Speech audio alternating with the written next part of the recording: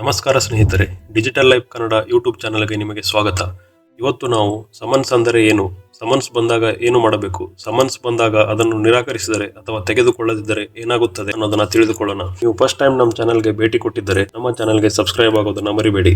Summons ಅಂದರೆ ಏನು? Summons ಅಂದರೆ ಕೋರ್ಟಿನಿಂದ ಬರುವ ಒಂದು ಸೂಚನೆ ಅಥವಾ ನಿಮಗೆ ಕೋರ್ಟಿಗೆ ಹಾಜರಾಗುವ ಬಗ್ಗೆ ಮಾಹಿತಿ ಕೊಡುವ ಅಧಿಕೃತ ಪತ್ರ.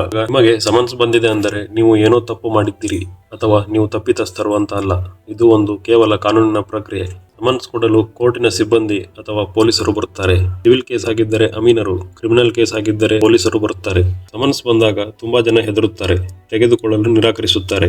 ಸಮನ್ಸ್ ಬಂದಾಗ ಹೆದರದೆ, ನಿರಾಕರಿಸದೆ ಅದನ್ನು ಸ್ವೀಕರಿಸಿ. ಅದರಲ್ಲಿರುವ ವಿಷಯವನ್ನು ಗಂಭೀರವಾಗಿ ಪರಿಗಣಿಸಿ, ವಿಷಯವನ್ನು ಅರ್ಥ ಮಾಡಿಕೊಳ್ಳಿ. ಸಮನ್ಸ್ ಅಲ್ಲಿ ನಿಮಗೆ ಕೋರ್ಟ್ ಹೆಸರು, ಹಿಯರಿಂಗ್ ಡೇಟ್ ಮತ್ತೆ ಯಾರು ದಾವೆ ಹಾಕಿದ್ದಾರೆ, ಯಾವ ಸೆಕ್ಷನ್ ಅಲ್ಲಿ ದಾವೆ ಹಾಕಿದ್ದಾರೆ ಅನ್ನೋದನ್ನ ತಿಳಿದುಕೊಳ್ಳಿ.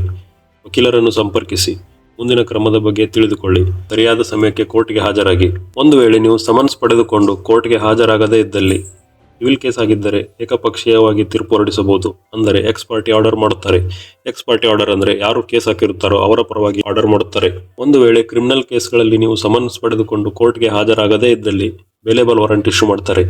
ಅವಾಗ ನಿಮ್ಮನ್ನು ಬಂಧನ ಮಾಡಿ ಕೋರ್ಟ್ಗೆ ಪ್ರೊಡ್ಯೂಸ್ ಮಾಡ್ತಾರೆ. ಸಮನ್ಸ್ ನಿರಾಕರಿಸಿದರೆ ಏನಾಗುತ್ತದೆ? ಒಂದು ವೇಳೆ ನೀವು ಸಮನ್ಸ್ ನಿರಾಕರಿಸಿದರೆ ಅದು ಕೋರ್ಟ್ಗೆ ಅದೇ ತರ ವರದಿ ಸಲ್ಲಿಸುತ್ತಾರೆ. ಕ್ರಿಮಿನಲ್ ಕೇಸ್ ಆಗಿದ್ದರೆ ಅವಾಗ ಕೋರ್ಟ್ ನಿಮ್ಮ ಮೇಲೆ ವಾರಂಟ್ ಇಶ್ಯೂ ಮಾಡಬಹುದು. ಸಿವಿಲ್ ಕೇಸ್ ಆಗಿದ್ದರೆ ಮನೆ ಬಾಗಿಲಿಗೋ ಅಥವಾ ಗೋಡೆಗೋ ಅಥವಾ ನ್ಯೂಸ್ ಪೇಪರ್ ಅಲ್ಲಿ ವಿಷಯ ಪ್ರಸ್ತಾಪಿಸುವ ಮೂಲಕ ನೋಟಿಸ್ ಜಾರಿಯಾಗಿದೆ ಅಂತ ಪರಿಗಣಿಸಬಹುದು.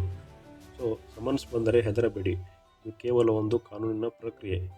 ಸಮಯಕ್ಕೆ ಸರಿಯಾಗಿ ಕೋರ್ಟ್ಗೆ ಹಾಜರಾದರೆ ಅಥವಾ ವಕೀಲರ ಮುಖಾಂತರ ಹಾಜರಾದರೆ ಸಮಸ್ಯೆ ಸುಲಭವಾಗಿ ಬಗೆಹರಿಯಬಹುದು.